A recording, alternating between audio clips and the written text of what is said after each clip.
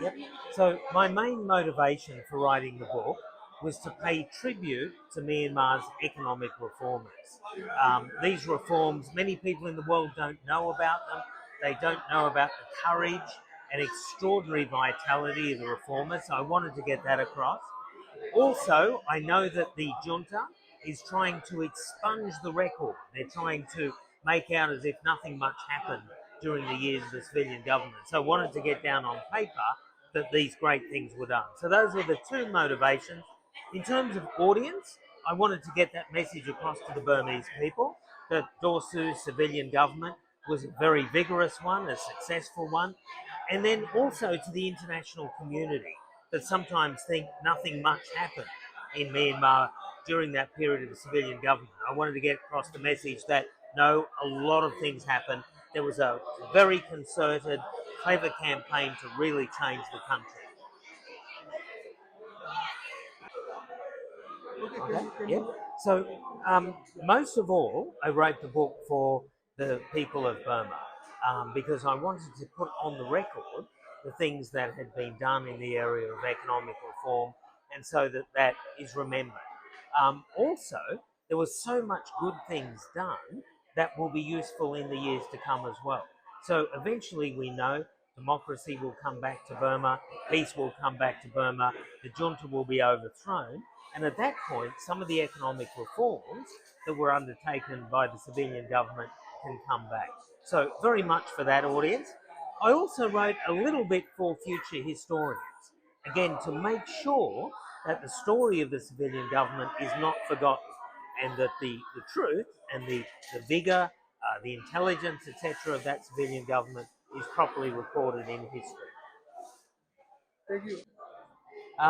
Looking back at the reforms of the civilian government, I think the major lessons to come out of it are fairly clear, and that is that the program they pursued of macroeconomic stability, opening the economy up to the international economy, freeing things up, investing in infrastructure, investing in health and education, all those major core themes of the economic program remain exactly what should be done into the future. So the major lessons would be, number one, to persist in that, to look at those policies and take that away as being something for the future as well. That's number one. The second lesson, though, I think, is that probably next time around, the reforms could probably go a bit quicker. Because I think what happened last time was that the forces of resistance to reform, the military, the cronies and so on, were going to constantly oppose reforms, and possibly will in the future as well. So I think next time, probably what needs to happen, a lesson of the past, would be to do the reforms more quickly, more boldly, and in a sense to weaken those elements, those resistant elements to reform, weaken them ahead of time, a bit more quickly, in other words. It's very difficult to do. I don't mean that that's easy, but I think that's probably a lesson. I think back in the previous civilian government, an idea of bringing people along, a more steadied approach and so on.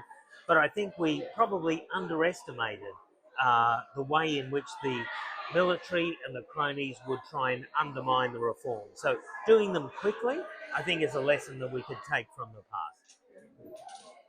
Thank you. Okay. Yeah.